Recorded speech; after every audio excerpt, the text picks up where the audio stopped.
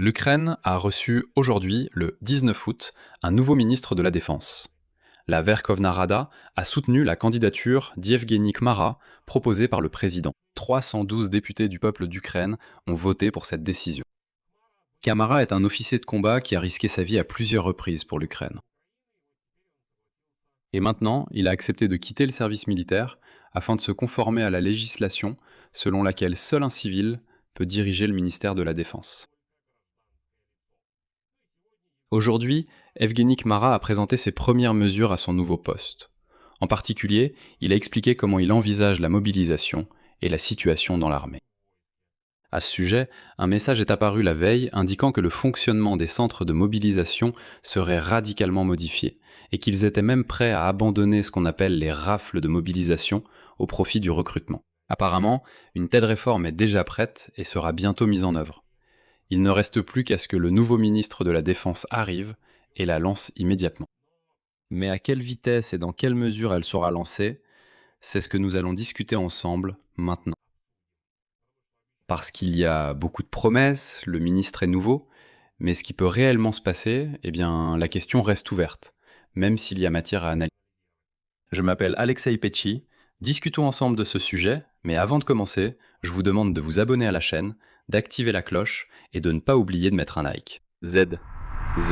Ainsi, la Verkhovna Rada d'Ukraine a soutenu la proposition du président de l'Ukraine, Volodymyr Zelensky, de nommer Yevgeny Kmara au poste de ministre de la Défense de l'Ukraine. Cette décision a été approuvée par 312 députés du peuple d'Ukraine. Et voici que le président du groupe Serviteurs du Peuple, David Arakamia, a immédiatement déclaré, je cite, « Il s'est bien illustré dans le service militaire et dans l'exercice des fonctions de ministre de la Défense. » Evgeny Kmara a indiqué que la priorité de son travail serait de continuer à reprendre l'initiative stratégique et de porter la guerre sur le territoire de l'ennemi. Préserver le capital humain, développer les technologies et le complexe militaro-industriel. Evgeny Kmara est favorable à la préservation des acquis positifs et des personnes qui se sont bien illustrées au sein du ministère de la Défense. Kmara a immédiatement précisé qu'il est désormais un civil et, je le rappelle, conformément à la législation ukrainienne, le ministre de la Défense doit être précisément une personne civile. Voici la citation de Kmara. « Je me tiens devant vous en tant que civil. J'ai été démis de mes fonctions conformément à la loi sur le service militaire et l'obligation militaire, article 26. J'ai été démis du service militaire dans le cadre de mesures organisationnelles concernant les personnes du haut commandement. » Evgeny Kmara, en prenant la parole aujourd'hui au Parlement, a souligné que l'on ne peut contraindre l'ennemi à la paix que par la force de notre armée, par nos solutions technologiques et symétriques. Il a souligné qu'aujourd'hui, l'Ukraine frappe même déjà la Fédération de Russie. Selon lui, le complexe militaro-industriel russe, la logistique militaire, l'infrastructure de carburant, toute la base économique de l'ennemi sont les cibles de l'Ukraine, et il faut agir très rapidement. Dans le même temps, Kmara a souligné qu'il est nécessaire de reprendre l'initiative sur tous les fronts, sur terre, en mer, dans les airs et dans l'espace informationnel. Selon lui, l'armée a besoin d'armes, en grande quantité et à temps, et surtout des armes qui donnent des résultats. Il a souligné que, grâce à une procédure transparente et sans bureaucratie, les achats serviront exclusivement le front et la défense de l'Ukraine, et non des intérêts particuliers. Je tiens ici à souligner le degré, bien sûr. D'où tout a commencé. Je rappelle que la Verkhovna Rada d'Ukraine a soutenu, le 14 juillet de cette année, la démission de la première ministre Yulia Sviridenko, ce qui a entraîné la démission de l'ensemble du gouvernement. Avant la démission du gouvernement, le ministère de la Défense était dirigé, comme vous vous en souvenez, par Mikhail Fyodorov. Il n'a occupé le poste de ministre que pendant 6 mois. Zelensky n'a pas proposé à Fyodorov de reprendre la tête du ministère de la Défense, mais il y a eu d'autres propositions de poste qu'il a refusées. Lors de la manifestation de protestation dans plusieurs villes d'Ukraine, que l'on appelle aussi le Maïdan en carton, il y a eu des revendications pour le retour de Mikhail Fyodorov au poste de ministre de la Défense. Mais dans la soirée du 18 août, il est devenu évident que Mikhail Fyodorov ne serait plus réintégré au poste de ministre de la Défense. Et ce même soir, Mikhail Fyodorov a appelé à organiser des élections en Ukraine. C'est le sujet de ma précédente vidéo sur cette chaîne YouTube, donc pour ne pas me répéter, allez sur la chaîne et regardez-la absolument. Il y a des moments très intéressants. Et maintenant, nous arrivons à la partie la plus intéressante.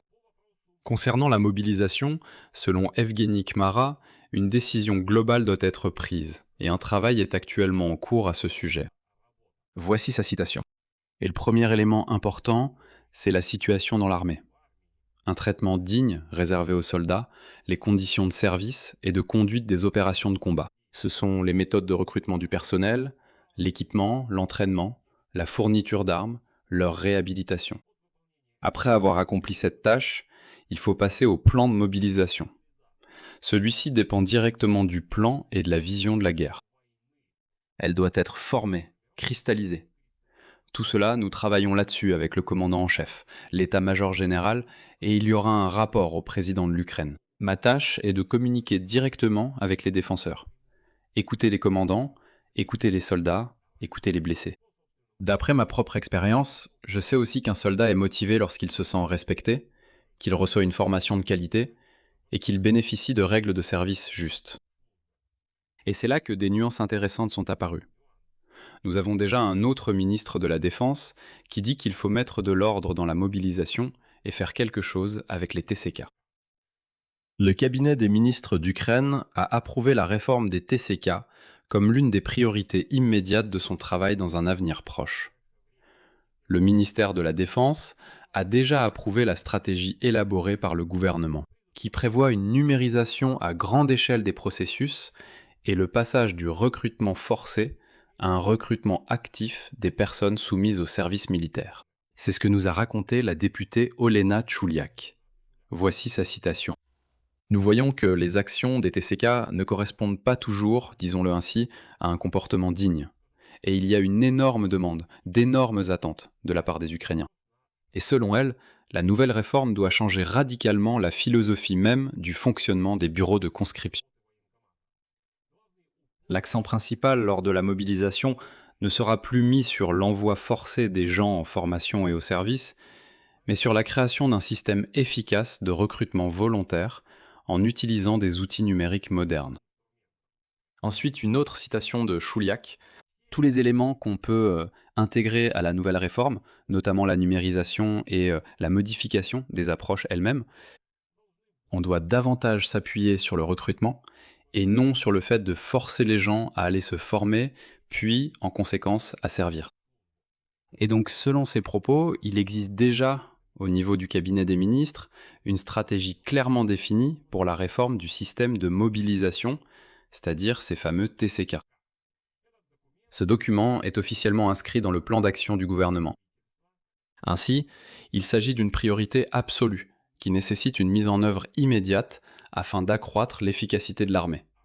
Encore une citation de Chouliak. En fait, on peut dire qu'il existe une certaine stratégie de réforme des TCK, élaborée au niveau du gouvernement, et que le ministère de la Défense va maintenant la mettre en œuvre. Ils peuvent mener à bien ce qu'ils avaient prévu sous Fiodorov, et espérons que le ministère de la Défense y parviendra certainement. Et ici, c'est justement là que se cache cette fameuse pilule amère. Les paroles de Chouliak sonnent bien.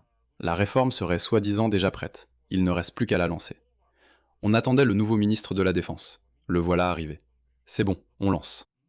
Mais la vice-ministre de la Défense, Lyubov Galan, a déclaré lors de la réunion de la commission d'enquête temporaire à la Rada suprême que l'équipe du ministère de la Défense travaille effectivement en ce moment sur les changements dans le système de mobilisation et sur la réforme des centres territoriaux de recrutement. Mais à la question de précision, Galan a répondu qu'il n'y a pas encore de délai concret pour la mise en œuvre de la réforme des centres territoriaux de recrutement, puisque la décision dépend non seulement du ministère de la Défense, mais aussi d'autres organes du pouvoir. Voici sa citation. Cette perspective est visible et elle a un horizon raisonnable. La réforme est une question très urgente. La société l'attend avec beaucoup d'impatience. J'ai déjà entendu ça quelque part. Le ministère de la Défense dit que c'est la tâche de l'état-major général, de la mobilisation et des centres territoriaux de recrutement. L'état-major général dira que c'est la tâche du ministère de la Défense. Et c'est comme si nous étions revenus au même état dans lequel nous étions. Je vais mettre des points de suspension ici. Donnez votre avis, écrivez vos conclusions dans les commentaires sous cette vidéo. Abonnez-vous à la chaîne, activez la cloche et n'oubliez pas de mettre un like. C'est tout pour aujourd'hui. Prenez soin de vous. Au revoir à tous.